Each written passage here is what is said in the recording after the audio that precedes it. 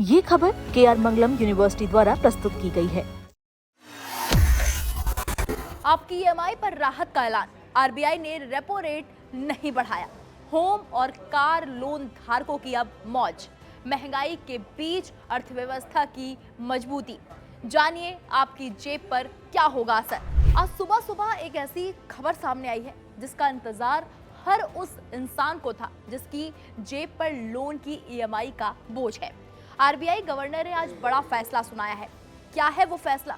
क्या आपकी EMI बढ़ेगी या घटेगी? इन सब के बीच रेपो रेट आखिर भला क्या है? आइए समझते हैं पूरी कहानी को इस रिपोर्ट में।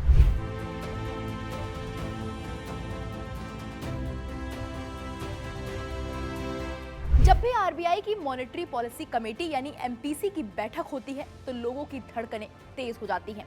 डर होता है कहीं EMI न बढ़ जाए, लेकिन इस बार राहत वाली खबर है। 3 से 5 जून तक चली बैठक के बाद RBI ने रेपो रेट को 5.25% पर ही लॉक कर दिया है, यानी इसमें कोई बदलाव नहीं हुआ। अब सवाल यह है कि आखिर ये रेपो रेट है क्या और इसका आपकी जेब से क्या कनेक्शन है। देखिए, इसे ऐसे समझिए, जब बैंकों को पैसे की जरूरत होती है तो वो रिजर्व बैंक यानी कि RBI से उधार लेते हैं।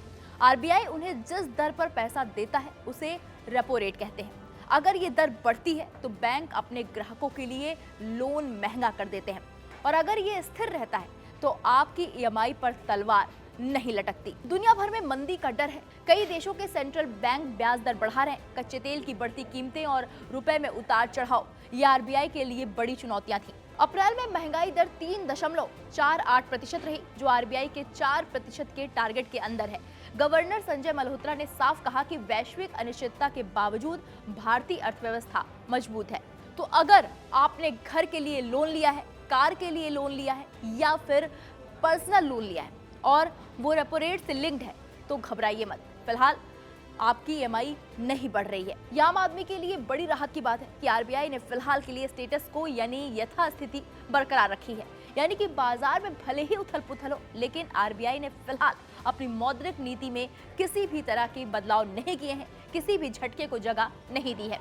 फिलहाल आप अपनी EMI को लेकर बेफिक्र रह सकते हैं, लेकिन आने वाले समय में ग्लोबल हालात क्या मोड़ ले सकते हैं इस पर हमारी नजर बनी रहेगी। आइए आपको RBI गवर्नर ने आगे क्या कुछ कहा है सुनवाते हैं। Shaped by heightened uncertainty, disruptions to key trade routes and supply chains, increased market volatility. फिलहाल इस मामले में इतना ही। बाकी बड़ी खबरों के लिए आप देखते रहिए दैनिक जागरण न्यूज़। नमस्कार।